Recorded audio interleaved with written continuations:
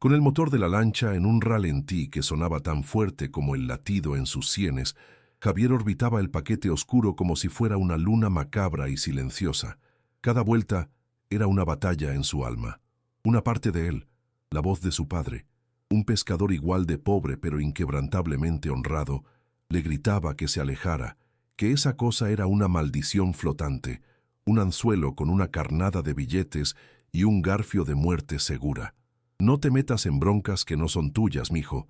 Lo que el mar da, el mar lo quita, pero lo que el diablo ofrece, te lo cobra con el alma.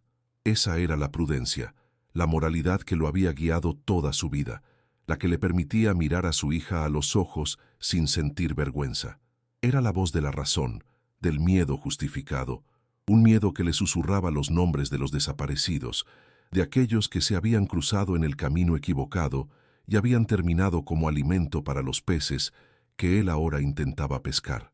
Pero otra voz, más nueva, más desesperada y mucho más fuerte, ahogaba a la primera. Era el eco del llanto silencioso de Elena por las noches, el sonido metálico de la silla de plástico arrastrándose por el piso de cemento, la sombra de la parálisis avanzando día tras día. Esa voz no hablaba de honor, sino de tiempo. Un tiempo que se agotaba con cada sol que salía. Le mostraba el rostro del doctor en Acapulco, con su mezcla de lástima y profesionalismo distante, al mencionar la cirugía como una posibilidad remota, un lujo para otro mundo. Le recordaba la promesa que se había hecho a sí mismo, la de luchar por ella hasta el final, y se preguntaba si este no era el final, si el universo, en su cruel indiferencia, no le estaba presentando la única herramienta posible, aunque estuviera manchada y fuera peligrosa. La esperanza se llamaba su lancha. ¿Y qué era esto sino una forma retorcida y terrible de esperanza? Una y otra vez barrió el horizonte con la mirada, buscando el punto blanco de otra embarcación, el vuelo bajo de una avioneta, cualquier señal de que no estaba solo. Pero el mundo parecía haberse encogido, limitado a su pequeña lancha, al cielo plomizo y a ese objeto rectangular que flotaba con una indiferencia insultante. El mar estaba en calma, el viento casi había muerto, y el silencio era tan profundo que podía escuchar el crujido de sus propias manos al apretar el timón. La soledad no le trajo paz, sino que agudizó su paranoia. Se sentía observado por ojos invisibles, juzgado por las nubes, como si todo el universo contuviera la respiración, esperando ver qué clase de hombre era Javier en realidad. El pescador pobre pero digno, o el esposo desesperado dispuesto a hacer un pacto con la oscuridad por amor. La pregunta colgaba en el aire pesado y salitre, sin respuesta. Intentó engañarse por un segundo fugaz. ¿Y si no era lo que pensaba? ¿Y si era algo más? Basura, restos de un naufragio, cualquier cosa. Pero la envoltura era demasiado profesional, la forma demasiado deliberada. Esto no era un accidente, era mercancía. Mercancía de gente que no aceptaba pérdidas, que no perdonaba errores y que seguramente ya estaba buscando su paquete extraviado. Gente con recursos ilimitados, con ojos y oídos en cada pueblo y cada muelle de la costa. Gente para la que la vida de un simple pescador valía menos que la gasolina que quemaban sus camionetas. Pensar en ellos le heló la sangre, pero entonces una imagen se impuso con la fuerza de un relámpago. Sofía, su pequeña, dibujando en el suelo de tierra de su patio, ajena a la tormenta que consumía a sus padres. La idea de que ella heredara esa misma lucha, esa misma impotencia, fue la gota que derramó el vaso de su prudencia. Con un movimiento brusco, casi violento, como si quisiera arrancarse una parte de sí mismo, Javier apagó el motor. El silencio que siguió fue absoluto, roto solo por el suave golpeteo del agua contra el casco. Se inclinó sobre la borda, el corazón martillándole contra las costillas, y usando un bichero, enganchó el paquete. El peso lo sorprendió. Era denso, compacto, mucho más pesado de lo que había imaginado. Luchó por subirlo. Sus músculos, acostumbrados a jalar redes llenas de pescado, se tensaron bajo el esfuerzo inusual. Finalmente, con un último y agónico tirón, el objeto cayó sobre la cubierta de la Esperanza, con un ruido sordo y pesado. El sonido resonó en el silencio como un disparo, el punto final de su vida anterior. El paquete yacía ahí, sobre las tablas manchadas de escamas y sangre de mi domincintus pescado, un tumor oscuro y ajeno en el corazón de su humilde mundo. Por un largo minuto, Javier se quedó inmóvil, jadeando, no tanto por el esfuerzo físico, sino por la enormidad de lo que acababa de hacer. Había cruzado una línea invisible, una frontera que separaba su mundo de pobreza y trabajo duro de otro de violencia y dinero fácil y peligroso. Ya no había vuelta atrás. El paquete en su lancha era una prueba, un compromiso. El aire parecía más denso. El olor a sal se mezclaba ahora con un perfume imaginario de peligro químico. Miró sus manos, las mismas manos que sostenían a su esposa y acariciaban la cabeza de su hija, y las sintió sucias, cómplices.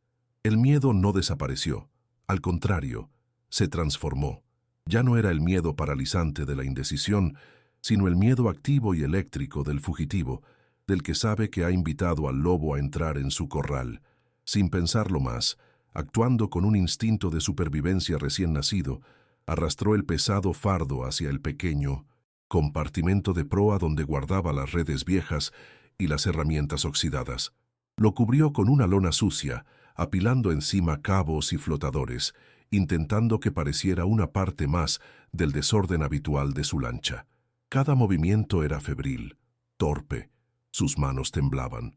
Cuando terminó, se enderezó y miró hacia la costa lejana. Las palmeras y las casitas de Playa Ventura se veían exactamente iguales, pero él sabía que nada volvería a ser como antes. Había tomado una decisión. Había robado un tesoro que sin duda estaba maldito, y en ese preciso instante, en la soledad del espinazo del diablo, la cacería, aunque él aún no lo sabía, ya había comenzado. El acto había terminado. La ruptura era total e irreversible. El viaje de regreso a Playa Ventura fue una tortura silenciosa. Cada ola que golpeaba el casco de la Esperanza sonaba como un martillazo de un juez invisible.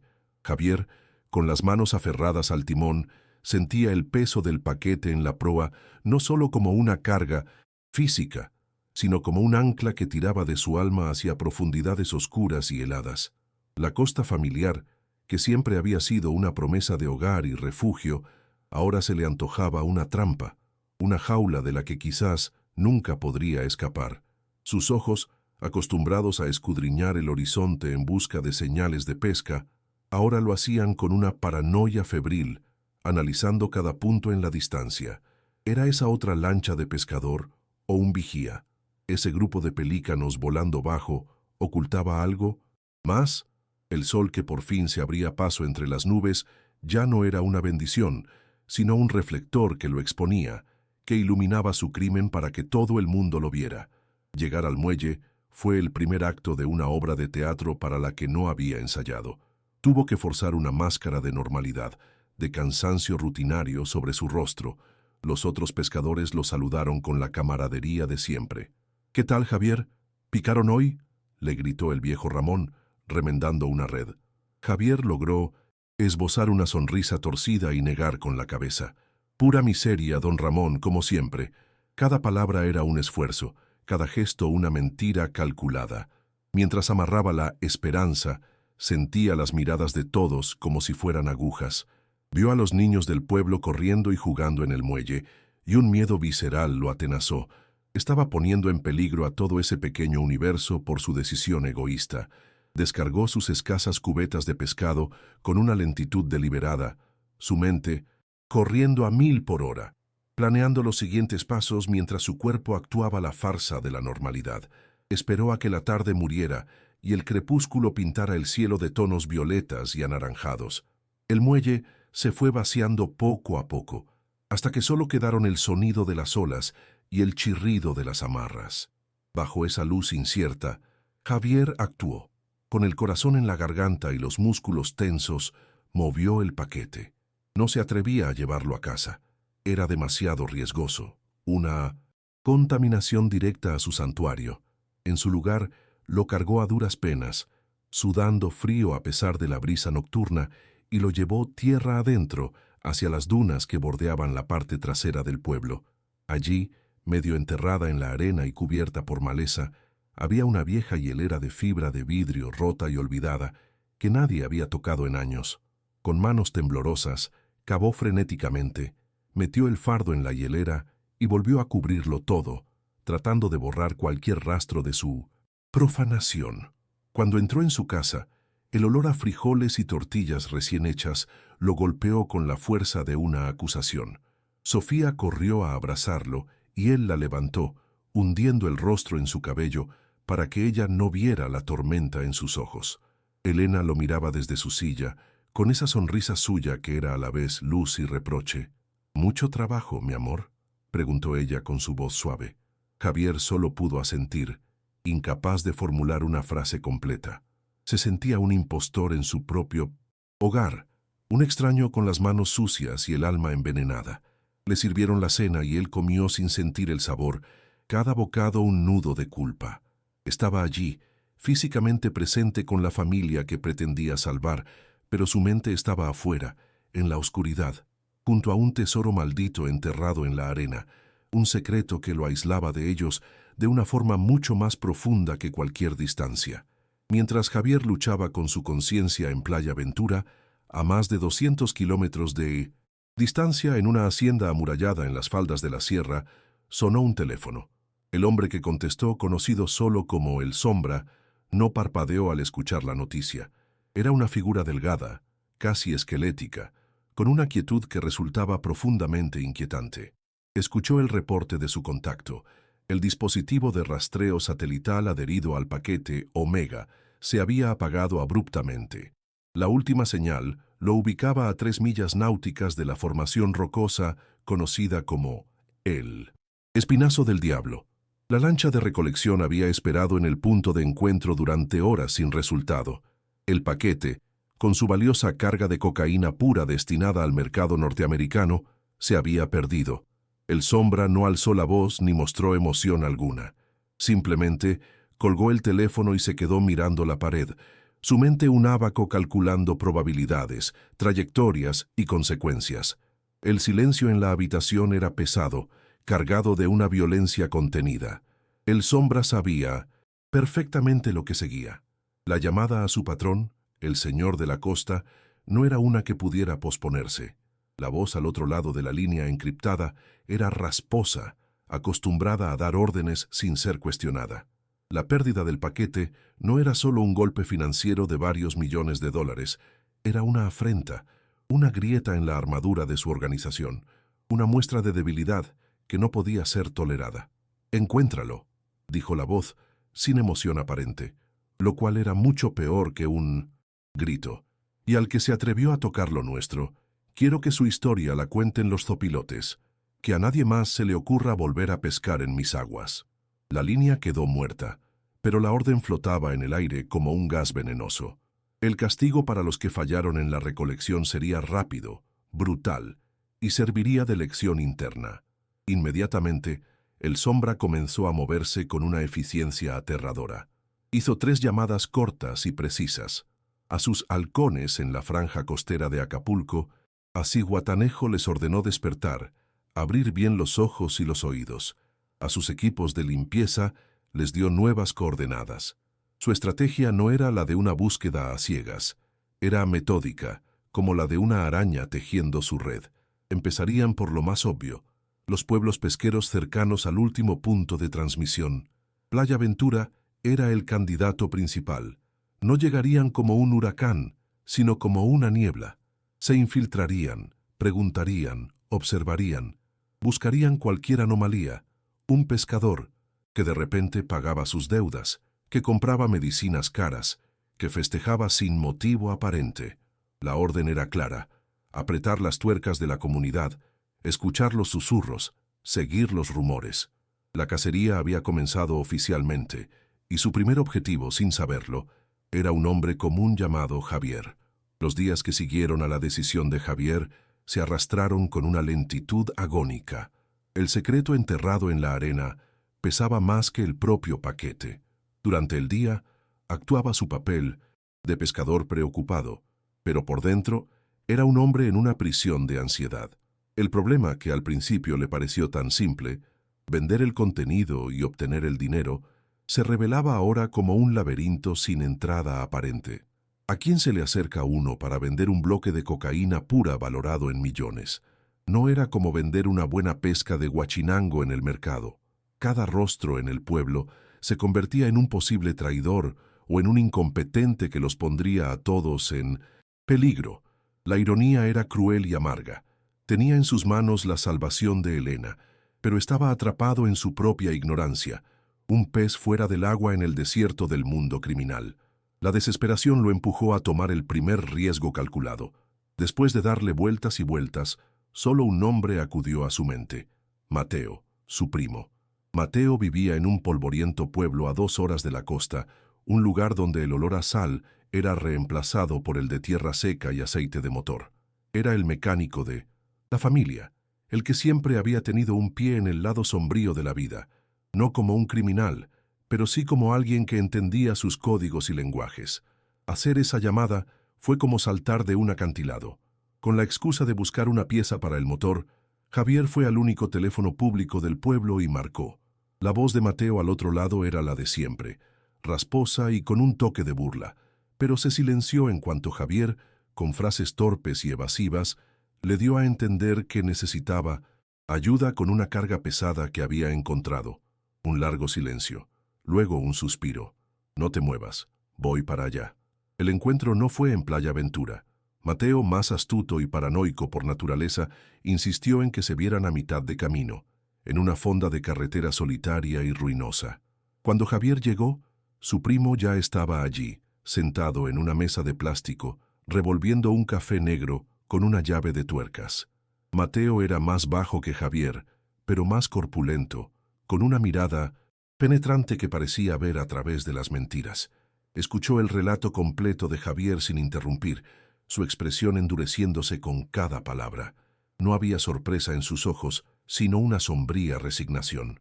Vio la desesperación de su primo, la misma que él había sentido años atrás cuando Javier, entonces un muchacho, se echó la culpa del robo de una motocicleta para salvarlo a él, el verdadero culpable. Era una deuda de honor, una de esas que no se pagan con dinero y que nunca prescriben. ¿Tienes la menor idea de la bronca en la que te metiste, primo? Fue lo primero que dijo Mateo, su voz un susurro grave. Esto no es robarse unas gallinas. La gente que busca eso no pregunta, no negocia. Primero te cuelgan de los huevos y luego, si todavía respiras, te preguntan tu nombre. Mateo se levantó y caminó de un lado a otro, la llave de tuercas golpeando rítmicamente contra su palma. El dilema era claro. Ayudar a Javier era meter la cabeza en las fauces del lobo. Un riesgo que podía costarle todo. Pero la lealtad, ese viejo código no escrito de la familia y la sangre, pesaba más. Está bien, dijo finalmente, deteniéndose frente a un Javier pálido. Te voy a ayudar, no porque seas un genio, que claramente no lo eres, sino porque eres mi sangre y estás más pendejo que nunca.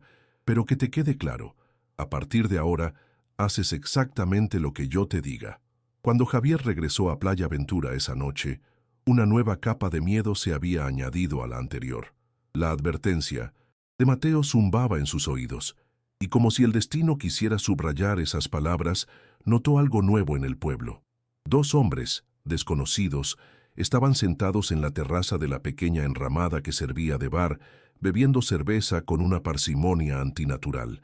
No eran turistas, no tenían esa curiosidad relajada, eran observadores. Sus miradas barrían el muelle, la playa, las pocas calles del pueblo, registrándolo todo con una eficiencia silenciosa. No hablaban entre ellos, simplemente estaban allí presentes, como 2 buitres esperando pacientemente a que algo muriera. Javier sintió un escalofrío recorrerle la espalda. No necesitaba que nadie se lo confirmara. Sabía, con una certeza helada y absoluta, que la red de la araña había llegado a su pueblo. La confirmación de sus peores temores llegó 2 días después, no como un susurro, sino como un grito ahogado que recorrió toda la costa. La noticia se esparció desde los muelles de Acapulco. Una lancha de pesca deportiva había sido encontrada a la deriva. Dentro, los cuerpos de 2 hombres. Las autoridades manejaban el caso con hermetismo, pero entre la comunidad pesquera la verdad fluía por canales subterráneos. No había sido un accidente ni un robo. Los hombres habían sido ejecutados con una precisión quirúrgica, un tiro en la nuca para cada uno. Un ajuste de cuentas, decían los más viejos. Un mensaje. Al escuchar los detalles en la pequeña tienda del pueblo, Javier sintió que el suelo se abría bajo sus pies. Ató los cabos, la lancha a la deriva, la ubicación cercana a donde él había encontrado el paquete, el momento. Eran ellos. Eran los hombres que debían recoger la carga. Esa noche, Javier no pudo dormir. Se quedó sentado en la oscuridad de su sala, escuchando la respiración acompasada de Elena y Sofía, y comprendió la verdadera dimensión del monstruo que había despertado. El Sombra, el Señor de la Costa, Mateo. Esos nombres y títulos anónimos representaban una fuerza que no podía comprender. Ya no se trataba de conseguir el dinero para la cirugía. Eso se había convertido en un objetivo secundario, casi un lujo. El verdadero premio, el único que importaba ahora, era la supervivencia. Se dio cuenta de que no había encontrado un billete de lotería en el mar, había recogido una bomba de tiempo, y los fabricantes de esa bomba no solo la querían de vuelta, sino que querían desmantelar pieza por pieza a quien se había atrevido a tocarla. El miedo de Javier se había graduado. Ya no era miedo a ser descubierto, era el terror puro a ser borrado. La historia de Javier ha llegado a un punto de quiebre, un nudo ciego donde la esperanza y el terror se entrelazan de forma inseparable. Por un lado, un hombre común, un pescador cuya única arma ha sido siempre la paciencia, ahora se ve forzado a pensar como un criminal, a moverse en las sombras, motivado por el amor más puro, el de salvar a su familia. Por otro lado, una maquinaria de muerte, fría, metódica y sin rostro, ha puesto sus engranajes en movimiento, y su único objetivo es aplastar al insecto que se atrevió a robar una migaja de su festín. Javier está atrapado entre la espada de la enfermedad de su esposa y la pared de la venganza del cártel. Cada segundo que pasa, la soga se aprieta un poco más alrededor de su cuello. Y la pregunta es inevitable, una que resuena más allá de la pantalla. ¿Qué harías tú en su lugar? ¿Qué límite te atreverías a cruzar cuando todas las puertas se han cerrado? Si la tensión de esta cacería humana te tiene al borde del asiento y quieres descubrir si Javier logrará vender el tesoro maldito y escapar de las garras de sus perseguidores, te invitamos a que te suscribas ahora mismo a Roteiro Canal 2. Activa la campanita de notificaciones para que no te pierdas el desenlace de esta y otras crónicas de crimen y supervivencia. Y antes de continuar, déjanos un comentario y dinos desde qué ciudad o país nos estás viendo. Queremos saber hasta dónde llega el eco de la desesperada apuesta de este pescador. No te despegues porque mientras tú comentas, el tiempo de Javier se está acabando. La paciencia de los cazadores es finita y Mateo, su único aliado, está a punto de iniciar un plan que es, al mismo tiempo, su única esperanza y una sentencia de muerte casi segura. La siguiente llamada con Mateo fue clandestina y cargada de una electricidad nerviosa. Se encontraron en susurros a través de un teléfono público en una gasolinera a medio camino de ninguna parte. Mateo había trazado un plan, una ruta de escape tan delgada como un hilo de araña. Tenía un contacto en la Ciudad de México, un coyote de poca monta que compraba y vendía cualquier cosa robada, desde autopartes hasta antigüedades. No era de fiar, pero era la única puerta que tenían. El plan era precario. Esa misma noche Javier debía desenterrar el paquete. Al amanecer, Mateo enviaría a un chofer de su confianza en un camión de redilas destartalado, cargado de cocos para simular un viaje comercial. Se encontrarían en un punto ciego de la carretera costera, harían el intercambio y el chofer llevaría la mercancía a la capital. El pago sería una miseria comparado con su valor real, pero, como dijo Mateo, ahorita no buscamos ser ricos, primo, buscamos estar vivos mañana.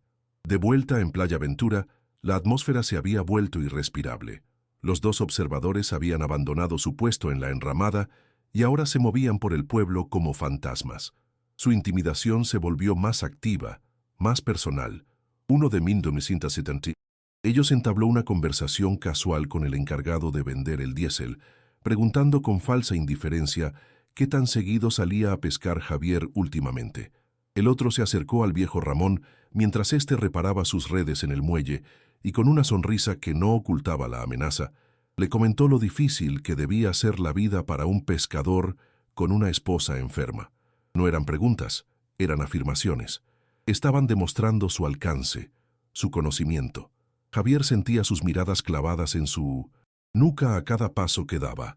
El pueblo entero se había convertido en una prisión al aire libre, y él era el único recluso que sabía que los guardias ya estaban dentro de los muros. Esa noche, la paranoia lo obligó a actuar. Necesitaba asegurarse de que el paquete seguía allí, que no había sido descubierto.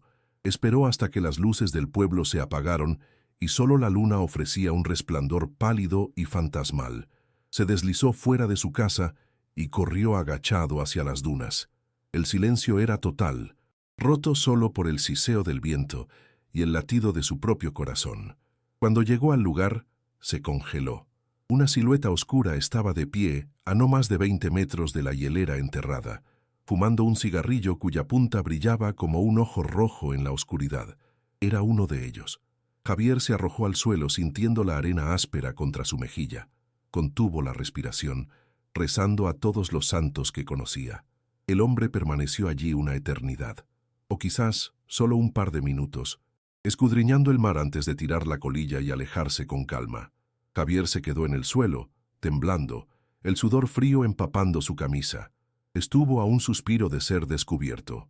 La paciencia del cártel, sin embargo, se había agotado. El Sombra, a kilómetros de distancia, dio la orden de apretar la tuerca final. La vigilancia pasiva no había dado frutos, así que era hora de mandar un mensaje directo, uno que no dejara lugar a dudas. La oportunidad perfecta se presentó la tarde siguiente. El sol caía, tiñendo la playa de un color dorado. Sofía, ajena a todo, jugaba cerca de la orilla, intentando que su papalote de colores brillantes atrapara el viento. El sicario de la cicatriz en el labio, que había estado observando desde la distancia, comenzó a caminar hacia ella. No había prisa en sus pasos, sino la certeza de un depredador que se acerca a una presa indefensa, sabiendo que el verdadero objetivo de su terror no era la niña, sino el padre que la observaba desde la ventana de su humilde casa. Con una sonrisa que era una máscara perfecta de amabilidad, el hombre se agachó hasta quedar a la altura de Sofía. «Hola, chiquita, qué bonito papalote tienes», dijo, su voz sorprendentemente suave. La niña lo miró con la desconfianza natural de los niños. El hombre sacó de su bolsillo un dulce envuelto en papel brillante y se lo ofreció. «Ten, un regalo». Luego, mientras ella tomaba el dulce con vacilación, se inclinó un poco más y bajó la voz a un susurro conspirador. «Oye, y dile a tu papá, al señor pescador, que unos amigos suyos andan buscando algo que se les perdió, algo que vale mucho. Ah, y que nos gusta mucho su lancha. Esperanza, ¿verdad? Un nombre muy bonito. Que la cuide bien». Se levantó, le guiñó un ojo a la niña confundida y se alejó con la misma calma con la que había llegado, dejando tras de sí una bomba de tiempo psicológica. Sofía entró corriendo a la casa, con el dulce en una mano y las palabras del extraño en la otra. «Papá, un señor me dio un dulce y me dijo algo», exclamó, ajena al veneno que portaban sus palabras.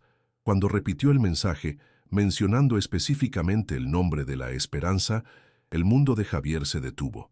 El color abandonó su rostro. Vio la mirada confundida de Elena, que al ver la reacción de su esposo, comprendió que el peligro que tanto temían ya no estaba llamando a la puerta. Acababa de entrar a su sala y le había ofrecido un caramelo a su hija. La amenaza ya no era implícita ni lejana. Era una declaración brutalmente clara. «Sabemos quién eres, sabemos dónde vives, sabemos lo que amas y podemos tocarlo cuando queramos». Era el punto de no retorno.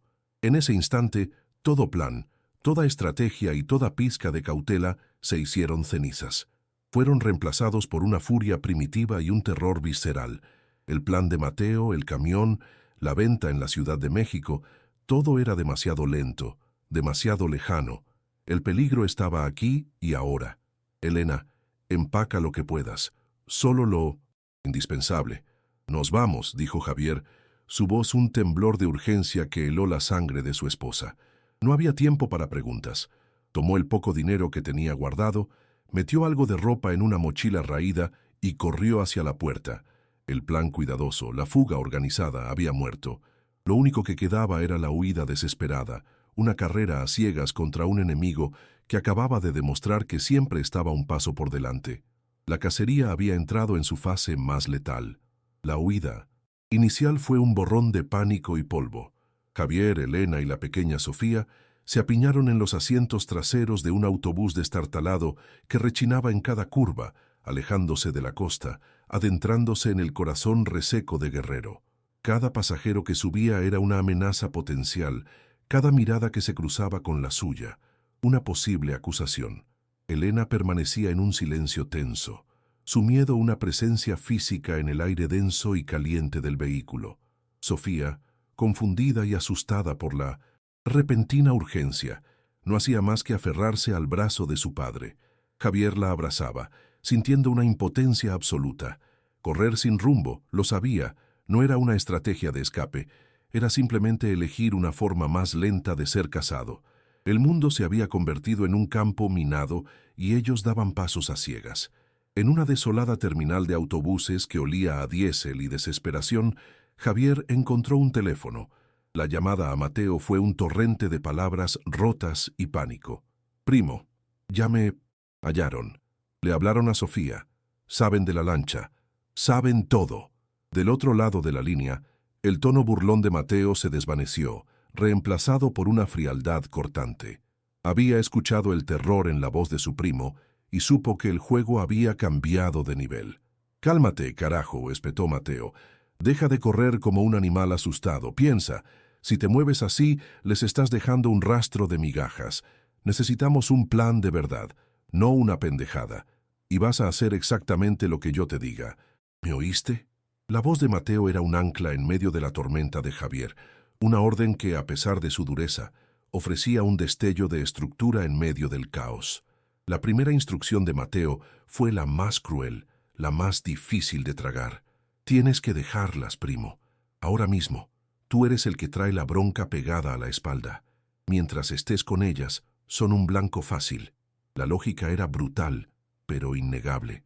Mateo le dio indicaciones para llegar a un pequeño y olvidado pueblo en la sierra, a la casa de una vieja curandera llamada Doña Inés, una pariente lejana a la que la familia le debía un favor de vida o muerte de hacía muchos años.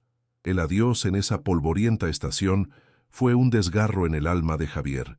Le prometió a Elena y a una llorosa Sofía que volvería por ellas, que todo estaría bien, mientras una voz helada en su interior le preguntaba si no estaba pronunciando la mentira más grande de su vida. Verla subir a otro autobús, en otra dirección, fue como arrancarse el corazón. Solo, convertido en un fantasma errante, Javier se reunió con Mateo. En la penumbra del taller mecánico, entre el olor a grasa y metal, el plan final y suicida comenzó a tomar forma. No podían ganar una guerra contra un ejército invisible, así que la única opción era la rendición, o al menos una simulación perfecta de ella.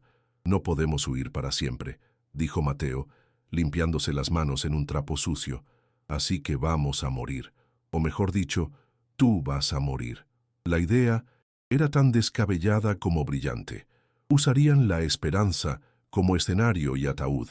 Orquestarían una entrega falsa del paquete que saldría terriblemente mal, un enfrentamiento violento en alta mar que terminaría con la lancha destruida y Javier desaparecido, presumiblemente muerto, llevándose el secreto y la mercancía al fondo del océano. Los siguientes 2 días fueron un montaje febril de preparación para su propia muerte. Se movieron en las sombras, reuniendo los elementos para su teatro macabro. Compraron un teléfono celular barato, de prepago, que sería la línea directa con los verdugos. Mateo usó sus contactos para conseguir una balsa inflable vieja y la repararon con parches y pegamento. El detalle más espantoso fue la visita a un rastro clandestino, de donde salieron con una cubeta llena de sangre de cerdo, aún tibia. Javier, cuyas manos solo conocían las redes y los anzuelos, ahora aprendía a manejar sopletes y a mezclar químicos volátiles. El miedo no se había ido, pero se había transformado en una energía oscura, una determinación fría. Estaba construyendo el escenario de su final, y cada pieza que añadía era un adiós a la vida que una vez conoció. Con todo listo, Mateo, transformado en un negociador tembloroso y aterrorizado, hizo la llamada. Marcó el número que un contacto le había conseguido, una línea que llevaba directamente a los oídos de El Sombra. Dijo que el pescador estaba acorralado, que había perdido los nervios y que quería devolver la mercancía a cambio de que dejaran en paz a su familia. Su actuación fue magistral. Estableció el lugar y la hora. Medianoche, en 2 días, cerca de las corrientes traicioneras de El Espinazo del Diablo, donde todo comenzó. Los sicarios del otro lado aceptaron. Podían oler la sangre, la victoria fácil. ¿Qué trampa podría tenderles un simple pescador muerto de miedo? Subestimaron a Javier. No contaban con que un hombre que ya ha perdido todo no tiene absolutamente nada que perder. La noche antes del supuesto encuentro, Javier regresó a Playa Ventura por última vez. Se movió sigilosamente por las calles oscuras, un espectro en su propio pueblo. Desde la colina observó la silueta de su casa, ahora vacía y silenciosa, un monumento a la vida que le habían robado. Luego bajó al muelle y miró la Esperanza, su fiel compañera de tantas madrugadas, meciéndose suavemente sobre el agua oscura. Mañana, esa lancha se convertiría en su pira funeraria. Era su última noche como Javier. Si el plan funcionaba, el hombre conocido con ese nombre dejaría de existir. La idea de borrar su propia identidad, de convertirse en un nadie, era un tipo diferente de muerte.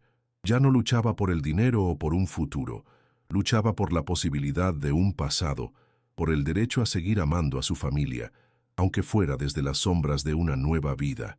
La medianoche en el Espinazo del Diablo era una boca de lobo, un lugar donde el mar y el cielo se fundían en una misma oscuridad impenetrable. A bordo de La Esperanza, Javier era una isla de tensión en un océano de calma ominosa. Las olas, premonitoras de una tormenta que se gestaba en la distancia, golpeaban el casco con un ritmo fúnebre. Había seguido las instrucciones de Mateo al pie de la letra. El paquete de droga, el señuelo, estaba a la vista sobre una hielera. Había esparcido la sangre de cerdo en la cubierta, cerca del timón, creando una escena grotesca y profética. En sus manos no sostenía una caña de pescar, sino el frío metal de una pistola de bengalas. No estaba allí para pescar, sino para ser el protagonista de su propia y violenta desaparición, esperando a que sus verdugos llegaran para el acto final. El zumbido distante se convirtió en un rugido que desgarraba el silencio de la noche. Una lancha rápida, negra y afilada como una cuchilla de obsidiana, apareció en el horizonte, cortando las olas con una arrogancia que contrastaba brutalmente con la modestia de la Esperanza. A bordo, 2 siluetas se recortaban contra la luz espectral de la luna. Los mismos hombres de Playa Ventura. El que tenía la cicatriz en el labio estaba al timón. Apagaron el motor a unos 30 metros de distancia, dejando que la corriente los acercara lentamente. El silencio que se instaló fue más pesado y amenazante que el ruido del motor. Eran 2 lobos acorralando a una oveja solitaria, disfrutando del momento previo al ataque, seguros de su poder y de la inevitabilidad del resultado. «¡Pescador!», gritó el hombre de la cicatriz, su voz cargada de un desprecio que viajó sin esfuerzo sobre el agua. «Vaya que nos hiciste trabajar. Se acabó el juego. Lanza el paquete ahora, y quizás te demos la oportunidad de rezar antes de que te vayas a dormir con los peces». Javier, sintiendo el temblor en sus piernas pero canalizándolo en su papel, levantó las manos en un gesto de rendición. Su voz, cuando salió, fue un quejido convincente de terror. «Se los daré, todo, pero júrenme que no le harán daño a mi familia. Júrenlo». Estaba siguiendo el guión, comprando segundos preciosos, atrayéndolos, invitándolos a acercarse un poco más a la trampa mortal que su amada Esperanza se había convertido. El sicario soltó una carcajada seca, sin humor. No estás en posición de pedir nada. Pero la codicia pudo más que la cautela, y le hizo una seña a su compañero para que se acercara más.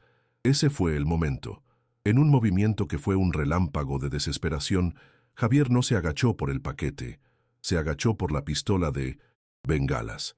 La activó y una luz roja e incandescente iluminó la noche, bañando la escena en un resplandor sangriento y cegando momentáneamente a los sicarios. En esa fracción de segundo, antes de que pudieran recuperar la visión, Javier arrojó la bengala encendida directamente sobre los bidones de gasolina que había destapado en la popa. El resultado no fue un incendio, fue una detonación. Una pared de fuego rugió hacia el cielo, convirtiendo la humilde lancha de pesca en una pira flotante. El caos fue instantáneo y absoluto. Los sicarios, recuperados de la ceguera pero ahora enfrentándose a un infierno inesperado, empezaron a disparar. Las balas astillaron la madera alrededor de Javier, silbando junto a sus oídos. Mientras su lancha se consumía, él completó su último acto. Se restregó más sangre del cubo sobre el hombro y el pecho para hacer la escena más creíble y, sin dudarlo un segundo, se arrojó por la borda del lado opuesto a la lancha de los sicarios, sumergiéndose en el abrazo helado y oscuro del Pacífico. El shock térmico casi le roba el aliento, pero la adrenalina, ese combustible puro del miedo a la muerte, lo mantuvo a flote, pateando desesperadamente para alejarse de la luz y el ruido. Sin embargo, el hombre de la cicatriz no era un matón cualquiera. Tenía el instinto de un depredador. A través del humo y el reflejo de las llamas en el agua, creyó ver una estela, un movimiento antinatural en la oscuridad. Se asomó por la borda de su lancha, ahora peligrosamente, cerca del incendio, y apuntó su pistola hacia la negrura. Disparó 1, 2, 3 veces. Una de las balas encontró su objetivo. Un dolor agudo y ardiente explotó en el hombro izquierdo de Javier. Ahogó un grito que se convirtió en burbujas. La herida era una brasa candente en el agua helada. Sabía que tenía solo instantes antes de que su sangre atrajera a otro tipo de tiburones, o de que el sicario ajustara su puntería para un disparo definitivo. Pero entonces, la esperanza le hizo un último regalo a su dueño. Las llamas voraces, que ya habían consumido toda la cubierta, finalmente alcanzaron el tanque de combustible principal del motor. La explosión fue cataclísmica. Un hongo de fuego y metal destrozado se elevó hacia el cielo nocturno y la onda expansiva golpeó la superficie del mar con la fuerza de un puño divino. La lancha de los sicarios fue sacudida con tal violencia que casi volcó, lanzando a uno de ellos al agua y desorientando por completo al de la cicatriz. En ese instante de caos supremo, oculto por el humo denso y las olas turbulentas, Javier, herido y al borde del desmayo, logró inflar la pequeña balsa y arrastrarse a bordo. Con su brazo sano, comenzó a remar, alejándose frenéticamente de la pira funeraria de su vida pasada, un fantasma herido escapando hacia la noche. La noche se convirtió en un enemigo más. La tormenta que se había estado gestando finalmente se desató con una furia tropical, arrojando cortinas de lluvia que se mezclaban con el agua salada del mar. La pequeña balsa de Javier era una cáscara de nuez en una licuadora, lanzada de la cresta de una ola a un valle oscuro, una y otra vez. El dolor en su hombro era un fuego líquido que amenazaba con consumirlo, y la pérdida de sangre lo sumía en un delirio helado. Se aferraba al remo con su único brazo útil, impulsado no por fuerza, sino por una imagen que ardía detrás de sus párpados, el rostro de Elena, la sonrisa de Sofía. Remaba contra el océano, contra la muerte, contra el olvido, en un último y desesperado acto de fe, mientras la conciencia se le escapaba como arena entre los dedos. A la mañana siguiente, en la lejana y aséptica hacienda de la sierra, el Sombra recibió el informe. El contacto con sus 2 hombres se había perdido abruptamente después de que reportaron estar acorralando al pescador. Una partida de búsqueda enviada al amanecer solo encontró restos flotando en una mancha de aceite, trozos de madera carbonizada de una lancha pesquera, fragmentos de fibra de vidrio de una embarcación más moderna y, para su frustración, algunos restos del empaque impermeable que confirmaban que la valiosa mercancía se había perdido en el fondo del mar. La conclusión oficial en los libros del cártel fue simple y brutal. El pescador, en un acto de estupidez o traición, se resistió. Hubo un enfrentamiento, y el fuego o la explosión los consumió a todos. El caso estaba cerrado. Una pérdida costosa, pero el ladrón había pagado con su vida. No había necesidad de buscar más a un hombre muerto. Justo cuando la oscuridad final amenazaba con reclamarlo, Javier sintió que la balsa golpeaba contra algo sólido. Arena. Había llegado a la caleta preacordada con Mateo, un lugar escondido a varios kilómetros al sur de Playa Ventura. Estaba tan débil que no podía moverse. Vio una luz parpadeante a través de la lluvia y pensó que era una alucinación, el faro de la muerte que venía a guiarlo. Pero la luz se acercó y una figura chapoteó en el agua hacia él. Era Mateo. Su primo lo sacó de la balsa como si fuera un bulto inerte, y al ver la herida de bala y el estado casi cadavérico de Javier, una expresión de profunda gravedad endureció su rostro. Sin decir palabra, lo cargó sobre sus hombros y lo llevó tierra adentro, alejándolo del mar que había sido su vida y casi se convierte en su tumba. El viaje en la parte trasera de la camioneta de Mateo fue una pesadilla de caminos de tierra y dolor insoportable. No podían arriesgarse a ir a un hospital. Allí, en medio de la nada, con las herramientas de su taller como único instrumental quirúrgico, Mateo se convirtió en doctor. Limpió la herida con un chorro de tequila que hizo que Javier gritara hasta quedarse sin voz. Luego, con unas pinzas esterilizadas al fuego de un encendedor, hurgó en la carne de su primo hasta que encontró y extrajo la bala. El dolor fue tan absoluto, tan cataclísmico, que el cuerpo de Javier finalmente se rindió y se desconectó, sumergiéndolo en una misericordiosa inconsciencia que duraría casi 3 días. Sobrevivió, pero el precio de esa supervivencia apenas comenzaba a revelarse. Cuando Javier despertó, estaba en una pequeña habitación de adobe que no reconoció. El dolor en su hombro era un recordatorio constante y punzante de la batalla. Mateo estaba a su lado y le dio la noticia sin rodeos. El paquete se fue, primo. Se quemó con todo lo demás. No hay dinero. Las palabras cayeron sobre Javier con el peso de una lápida. Todo. El riesgo, el miedo, la violencia, la mentira, su propia muerte, todo había sido para nada. El dinero para la cirugía de Elena, la motivación original que lo había empujado al abismo, se había evaporado en una bola de fuego. Había salvado su vida y la de su familia de la amenaza inmediata, pero la amenaza original, la enfermedad, seguía allí, intacta, ahora más inalcanzable que nunca. La victoria se sentía exactamente igual que una derrota aplastante. Javier Ramos, el pescador de Playa Ventura, murió hace 3 noches en una explosión en alta mar, continuó Mateo, su voz desprovista de emoción. Ese hombre ya no existe. No puedes volver a casa, no puedes volver a pescar, no puedes volver a ser él nunca más. Le entregó a Javier una identificación falsa, con un nombre que le sonaba ajeno, y una foto que mostraba a un hombre con la mirada vacía. Había perdido su hogar, su profesión, su identidad, el mar, que había sido su cuna, su oficina y su confidente. Ahora era un territorio prohibido, un recuerdo doloroso. La cicatriz que se formaría en su hombro no sería solo la marca de una bala, sino el estigma de su nueva vida como un fantasma, un nadie. Y entonces llegó el golpe final, el costo más alto de todos.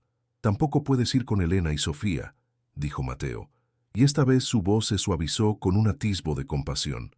Todavía no. Es demasiado peligroso. Tenemos que estar seguros de que se creyeron el cuento. Si apareces ahora, todo habrá sido en vano. Ellas están a salvo. Doña Inés las cuida. Pero tú tienes que desaparecer por un tiempo. Un buen tiempo. Había salvado a su familia solo para ser exiliado de ella. Se había convertido en un ángel guardián forzado a vigilar desde una distancia insoportable. La supervivencia le había costado todo lo que le daba sentido a la propia vida. Estaba vivo, sí, pero profundamente solo. Un hombre sin nombre, sin hogar y sin futuro. A la deriva en un mar de tierra firme. Han pasado 2 años, lejos, muy lejos del olor a sal y del arrullo de las olas en la caótica y anónima inmensidad de Guadalajara, un hombre llamado Carlos se levanta cada día antes del amanecer para ir a trabajar en la construcción. Es un hombre callado, de pocas palabras y mirada perdida, uno más entre la multitud. Nadie sabe que sus manos, ahora cubiertas de cemento y callos de cargar ladrillos, antes conocían la textura de las redes de pesca y el timón de una lancha. Nadie sabe que la cicatriz que tiene en el hombro, que le duele con el frío de la mañana, no es de un accidente laboral, sino el recuerdo de una bala en una noche de fuego y mar. Carlos es un fantasma que se mueve entre los vivos, un hombre que enterró su verdadero nombre, Javier, en el fondo del océano junto con su pasado. La salvación de Elena no llegó del tesoro maldito, sino de un lugar mucho más profundo, la lealtad. Mateo, carcomido por la culpa y la deuda de honor que sentía hacia su primo, hizo lo impensable. Vendió su taller mecánico, el trabajo de toda su vida. Juntó cada peso que tenía, pidió prestado, y llamó a cada contacto al que alguna vez le había hecho un favor. No juntó los 2 millones de la clínica privada, pero consiguió lo suficiente para una cirugía en un hospital de alta especialidad en la Ciudad de México. La operación fue un éxito. La recuperación de Elena fue lenta y ardua, pero 6 meses después, por primera vez en años, pudo ponerse de pie por sí misma. El amor de Javier la había puesto en peligro, pero el amor de su familia, al final, fue lo que la salvó. Mateo le concedió a Javier un único y doloroso regalo. Arregló un encuentro a distancia, en un parque lleno de gente en la ciudad de San Luis Potosí, un territorio neutral. Javier, ahora Carlos, se sentó en una banca, con el rostro oculto bajo un sombrero, y entonces las vio. Elena caminaba apoyada en un bastón, pero con una firmeza que a Javier le pareció el milagro más grande del mundo. A su lado, Sofía, ya una niña de 10 años, corría tras unas palomas, su risa clara y brillante, flotando en el aire. Se veían en paz, seguras, ajenas al hombre roto que las observaba desde las sombras, con lágrimas silenciosas surcando su rostro curtido. Ese era su verdadero tesoro. La imagen de ellas, a salvo y de pie, era la única riqueza que poseería jamás. Durante una hora, que fue a la vez un paraíso y una tortura, Javier se limitó a observar. Memorizó cada gesto de Elena, cada sonrisa de Sofía. Bebió de esa visión como un hombre sediento que encuentra un oasis. Era el pago a todo su sufrimiento. El precio había sido su propia vida, su identidad, la posibilidad de volver a abrazarlas. Cuando finalmente se levantaron para irse, Javier permaneció inmóvil. Las vio alejarse hasta convertirse en 2 puntos en la distancia. Luego, se puso de pie, y con el peso de un hombre que ha renunciado a todo, se dio la vuelta y caminó en la dirección opuesta, disolviéndose una vez más en la anónima marea humana, un guardián condenado a proteger su tesoro desde el exilio. Mientras tanto, en 1900, Playa Ventura, la historia de Javier Ramos se ha convertido en una leyenda, un corrido moderno que los pescadores entonan en las noches de borrachera, con la guitarra como único testigo. El cuento del hombre que encontró un paquete del diablo en el mar se cuenta a los turistas y a los niños con una mezcla de miedo y admiración. Se ha convertido en parte del folclore del pueblo, una mancha de oscuridad y misterio sobre la tranquila comunidad pesquera. La historia, como todas las leyendas, ha adquirido vida propia, transformándose con cada persona que la cuenta, alejándose cada vez más de la dolorosa verdad que solo unos pocos conocen. Las versiones del mito varían. Algunos juran que Javier fue un tonto ambicioso que fue cazado y asesinado por el cártel, su cuerpo devorado por los tiburones junto a su lancha. Otros, los más soñadores, susurran que fue un hombre astuto, un héroe popular que logró engañar a los narcos, que escapó con millones y que ahora vive como un rey en algún país lejano, esperando el momento de mandar a buscar a su familia. Los más supersticiosos afirman que en las noches de tormenta, si miras fijamente hacia el espinazo del diablo, todavía se puede ver el resplandor fantasmal de la esperanza ardiendo en el horizonte, un recordatorio eterno de su desafío. Pero la verdad descansa en un lugar mucho más silencioso. Descansa en la mirada lejana del viejo Ramón cuando ve a un joven pescador salir con demasiada ambición en los ojos. Descansa en el corazón de Mateo, que mira su nuevo y pequeño taller sabiendo que hizo lo correcto. Y sobre todo, descansa en el alma de un hombre llamado Carlos, que cada noche mira hacia el sur desde una ciudad sin mar, pensando en una esposa que puede caminar y en una hija que puede reír gracias a un sacrificio que nadie conocerá jamás.